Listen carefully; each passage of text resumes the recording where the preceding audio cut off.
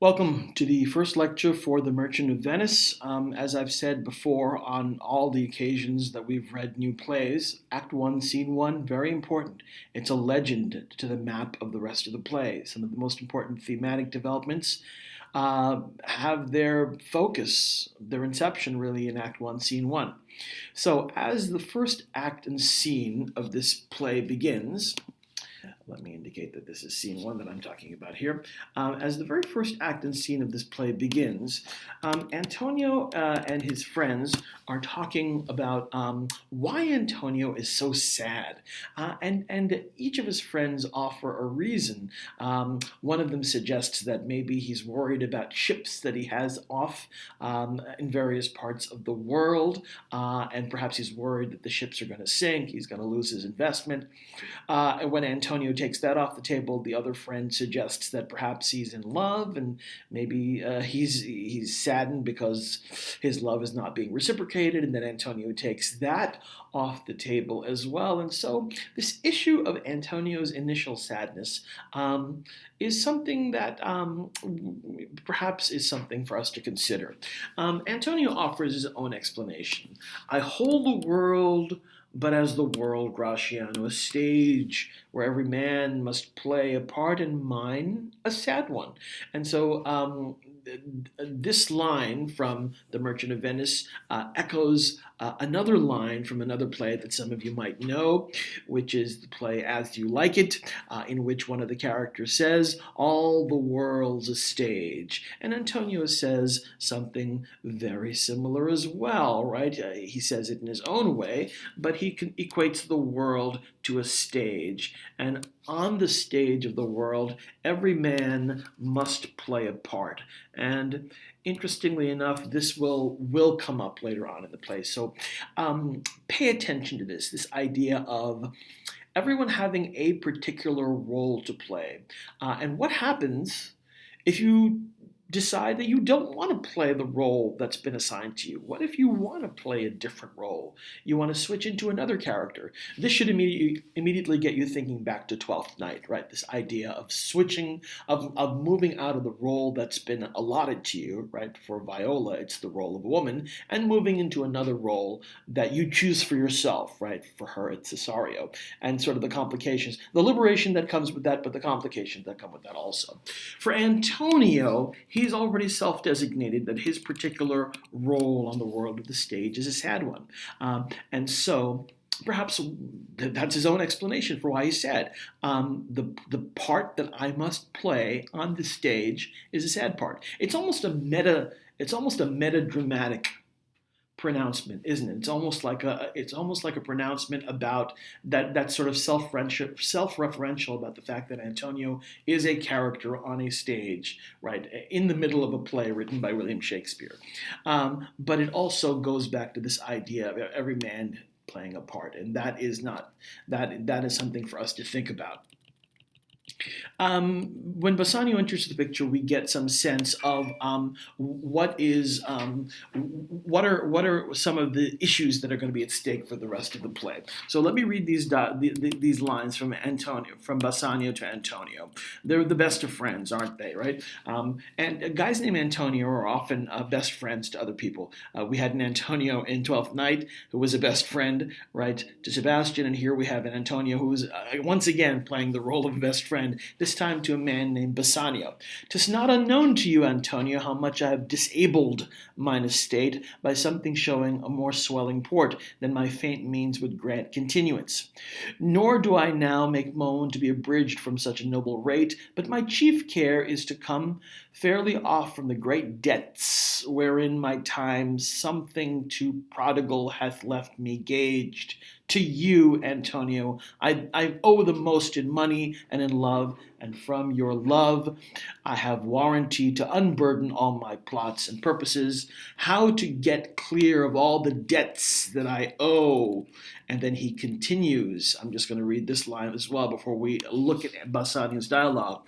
In the middle of the next set of lines, but if you please to shoot another arrow that self way which you did shoot the first, I do not doubt, as I will watch the aim, or to find both, or bring your latter hazard back again, and thankfully rest debtor for the first.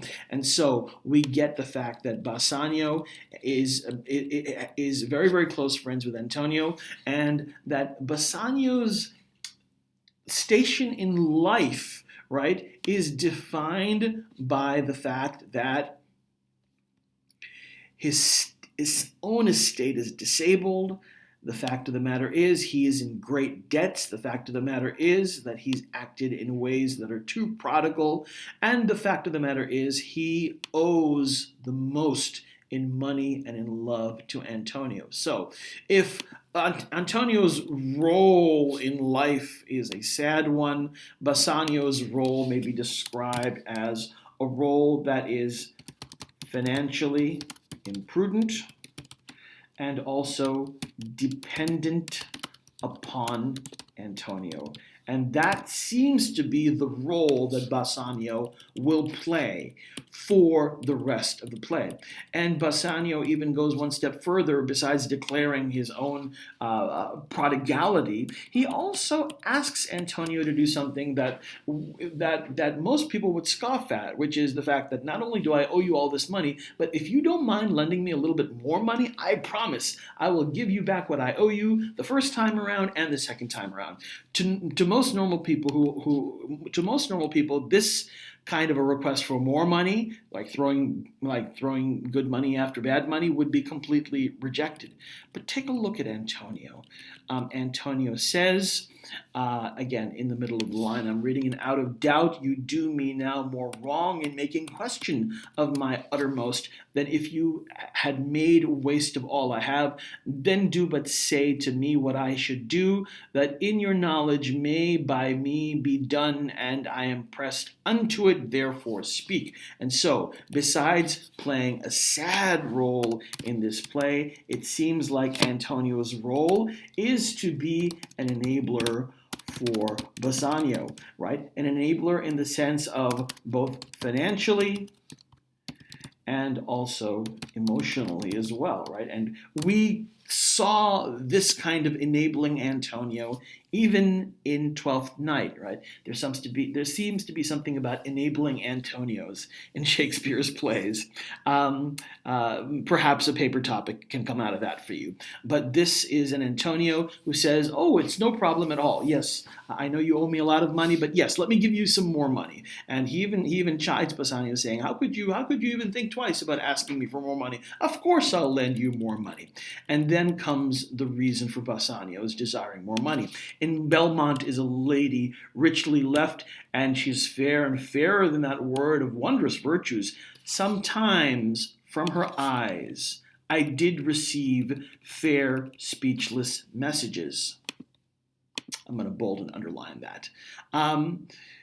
Her name is Portia, nothing undervalued to Cato's daughter, Brutus's Portia, nor is the wide world ignorant of her worth, for the four winds blow in from every coast renowned suitors.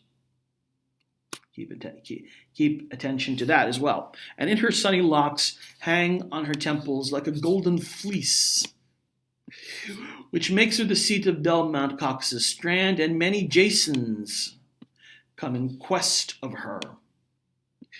O my Antonio, had I but the means to hold a rival place with one of them, I have a mind presages me such thrift that I should questionless be fortunate. And so a couple of things to pay attention to. First of all, there is a rich lady, obviously, who Bassanio wants to marry. The problem is that she's desired by men from all four corners of the world, right? She's a rich lady. She's a desirable maiden whom many men want to make their wife. They all come from different corners of the world. They come richly accoutered in order to woo her and make all kinds of gifts and presents to her. And poor Bassanio, in debt, has really nothing with which he can go before this woman and present his case to be her husband. But there is one thing that perhaps gives him cause for hope.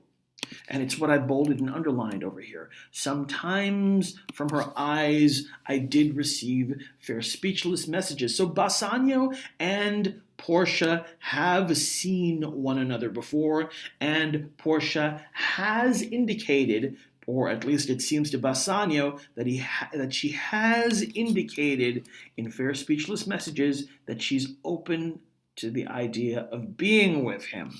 And so that's one thing to think about. The other thing to think about is just as all these suitors are coming in from four corners of the world, Portia is equated to a golden fleece, right? And if you know the story of Jason and the Argonauts from the Bible, Jason and the Argonauts. So if you don't know this story, do a little bit of research. I'm not going to spell it out for you, but you can see this on your own. She is equated with a golden fleece that all of these Jasons are questing for. And so this idea of a woman as a prize or something to be won is brought up in Act 1, Scene 1 of the play, and it is a theme, I'll tell you that right now, so pay attention to this. The other thing is this idea of Belmont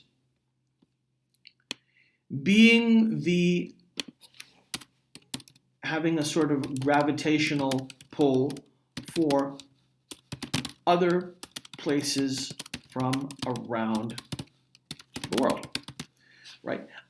So all these suitors from all four corners of the world are somehow pulled, right, to Belmont to seek this woman. So keep that in mind as well. That is going to be something that shows up also later in the play. And Antonio ends Act 1, Scene 1 with the following lines. Thou knowest that all my fortunes are at sea. They've already discussed that, right? All of his fortunes are invested in these different ships that are in various ports throughout the world. And so he has no ready cash available. Thou knowest that all my fortunes are at sea. Neither have I money nor commodity to raise a present sum. Therefore go forth, and here's an important line over here, try what my credit can in Venice do. And so that shall be racked even to the utmost to furnish thee Belmont to Portia. So the other thing that we're alerted to in Act 1, Scene 1 is this idea of a person's credit. And a person's credit meaning both financial credit, but also another kind of credit, which is the credit of reputation.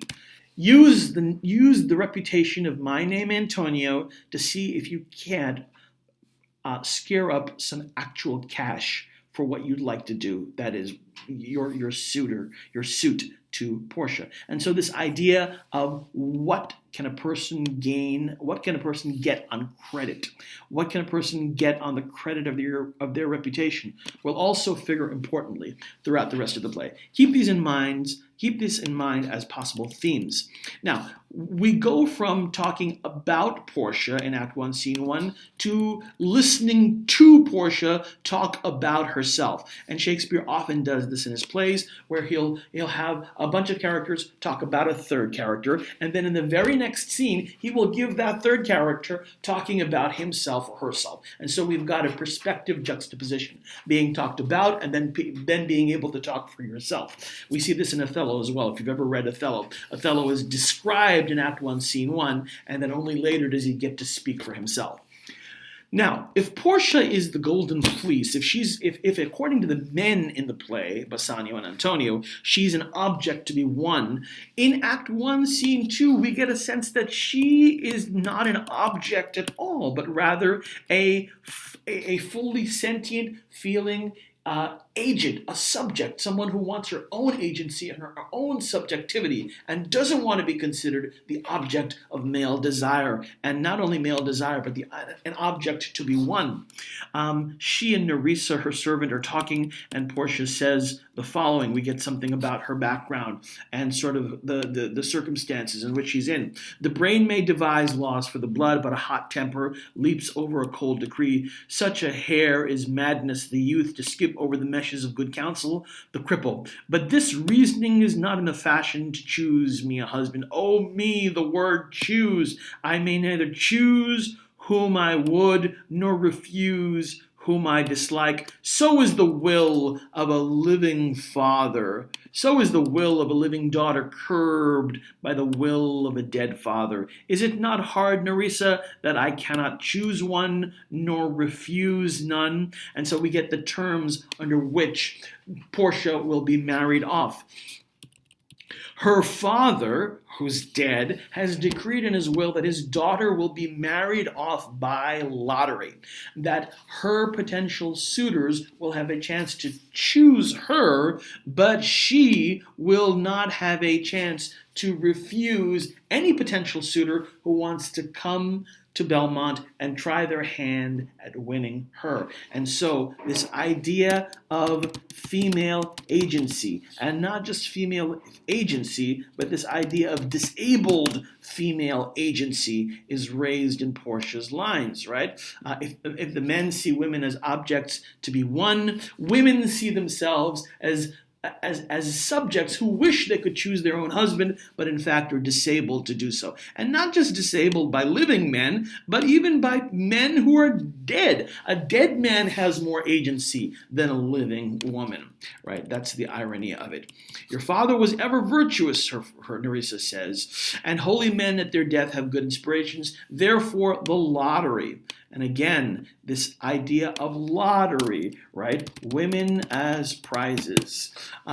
Therefore, the lottery he hath devised in these 3 chests of gold, silver, and lead, whereof who chooses his meaning, chooses you, will no doubt never be chosen by any rightly, but one who shall rightly love. But what warmth is there in your affection towards any of those princely suitors? So Nerissa kind of says the opposite. She says, oh, your father had a good inspiration. And of course, we get the terms of how Portia will be chosen as a wife, right? There are 3 chests. One of them has silver, one of them has gold, one of them has lead, and as we know, whoever chooses, one of these chests has her name in it or her picture in it, and whoever chooses the right chest, gold, silver, or lead, that's got her picture in it, will win her as a prize. Of course, Portia would rather not. And then we get a whole list of all the people who have come and sought her hand in marriage. And again, as we said, Venice, Belmont seems to be pulling people from all 4 corners of the world, from Naples, from County Palatine,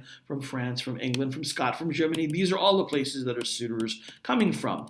She has nothing, Portia wants nothing to do with any of these suitors. And then Nerissa raises an allusion back to the Bassanio that we've just heard from.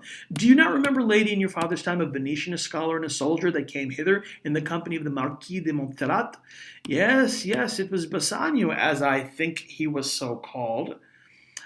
True, madam, he of all the men that ever my foolish eyes looked upon was the best deserving of a fair lady. I remember him well, and I remember him worthy of thy praise. Interesting.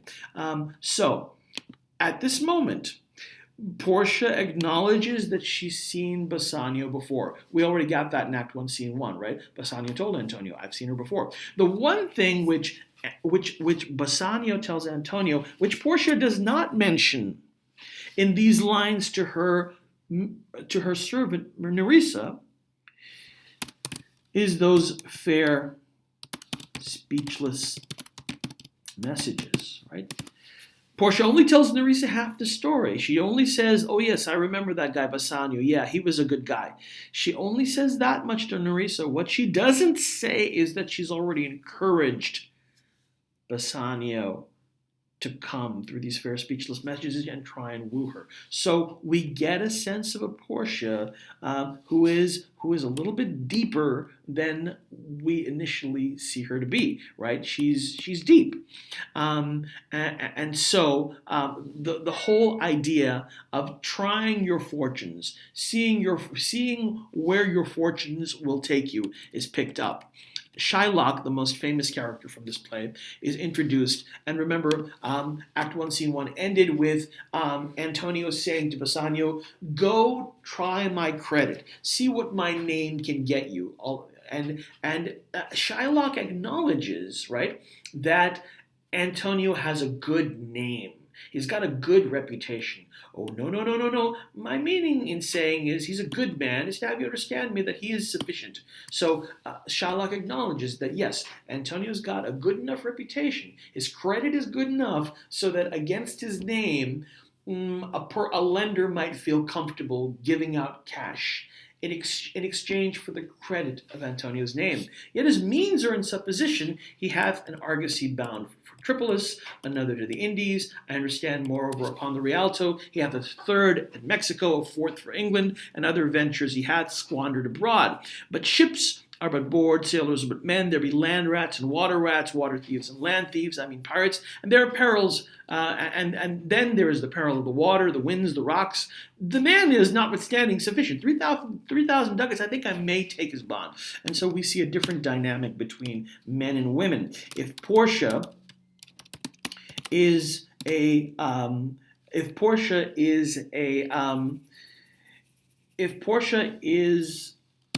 synthesis of all the riches that men want, and she attracts international attention, we see the opposite of that, which is that men must seek riches scattered all throughout the international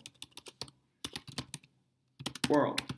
So Portia is an accumulation, a synthesis of all riches in one place, almost like a gravitational pull that brings men from all four corners of the world to Belmont, to Venice, right? Everything moves inward to Portia. Men, on the other hand, have to scatter themselves to all four corners of the world to seek these kinds of riches. And so we have a different kind of spatial dynamic between how men view wealth, right? Which is wealth can be found either in women or they can be found in riches. And women are easier to get to because all wealth is accumulated in women. But riches, on the other hand, must be sought far and wide. Just to get back to the issue of reputation, Antonio's reputation is good enough. His credit is good enough to get Shylock to agree to lend him the money. Now, interestingly enough, Shylock has never seen Antonio before, right? Although they are both wealthy businessmen in Venice, they've never had face-to-face encounters with one another. The very first time that Shylock actually sees Antonio is registered in these lines that I just bolded. They know one another by reputation, and that's the only way they know one another is by reputation. Antonio has this reputation for being a solid businessman. He's a solid person with which to start a partnership. And Shylock has this reputation for being the guy you go to when you need to borrow money, right? And so each of them has a reputation that is coded in financial terms, right? Each man's reputation is financially coded. And even when they enter into a partnership, the idea of credit is never a credit that's based on personal reputation. It always has to do with financial reputation. Not personal, but financial. And when the personal does enter into the picture, it enters in very, very kind of stereotyped and prejudiced ways. How like a fawning publican he looks. I hate him for he's a Christian, but more than that, more for that in low simplicity he lends out money gratis and brings down the rate of usance here with us in Venice. If I can catch him once upon the hip, I will feed fat the ancient grudge I bear him. He hates our sacred nation, and he rails, even there where merchants do most congregate, on me, my bargains, my well-won thrift, which he calls interest. Cursed be my tribe if I forgive him. And so, financially, the credit of both Shylock and Antonio are equal, right? The financial credit is equal.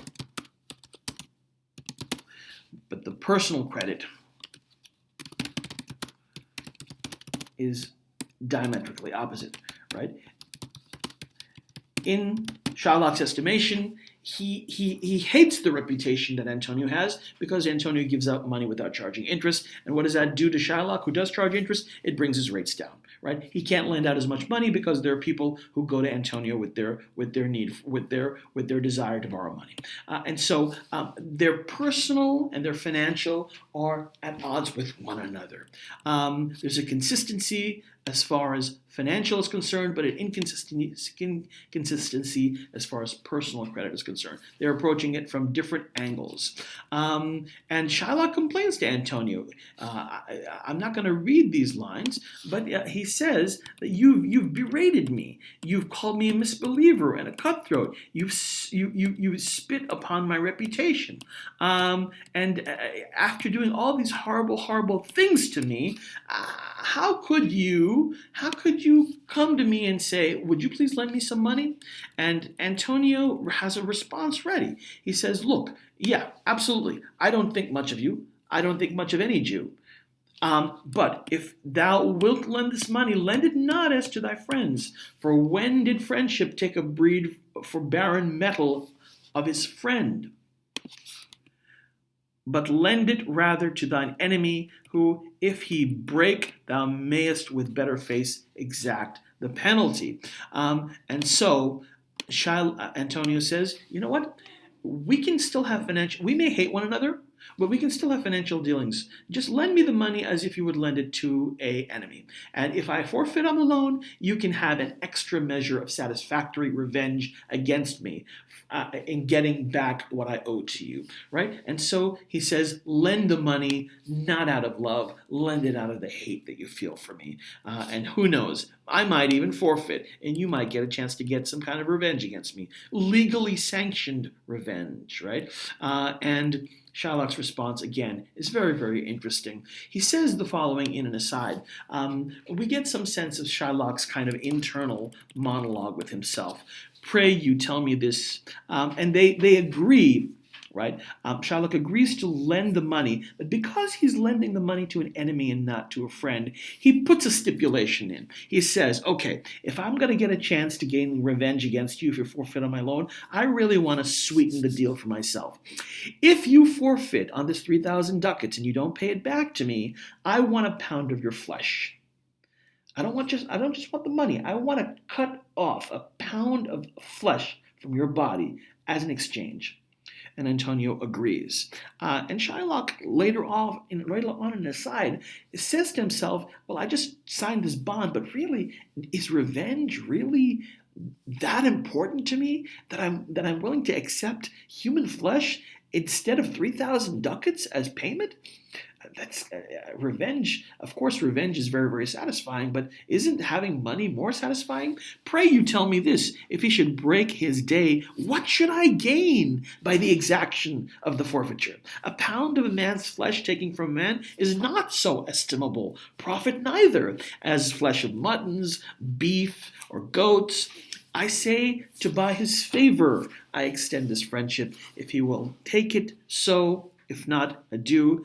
But for my love, I pray you wrong me not. And so, interestingly enough, we have a situation here in Venice where the flesh of animals is worth more than that of humans, right? And within such an economy of exchange, where even the flesh of mutton or beef or goats is worth more than human flesh is worth, we think back to women, right? Women are treated as commodities, and in this instance, we get a sense that even men are to some extent treated as commodities.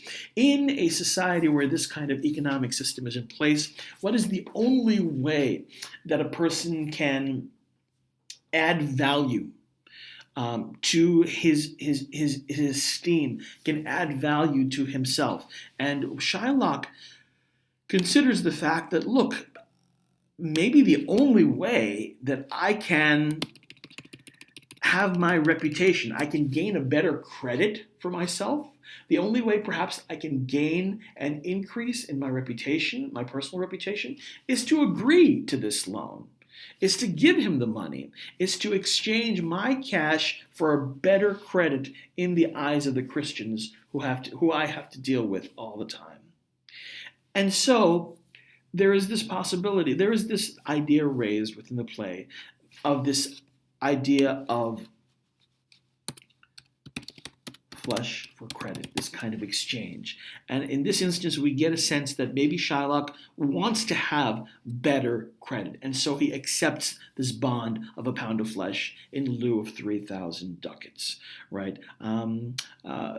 Something for us to think about. I'm going to pause here, and then the next lecture will be on Act 2 of the play.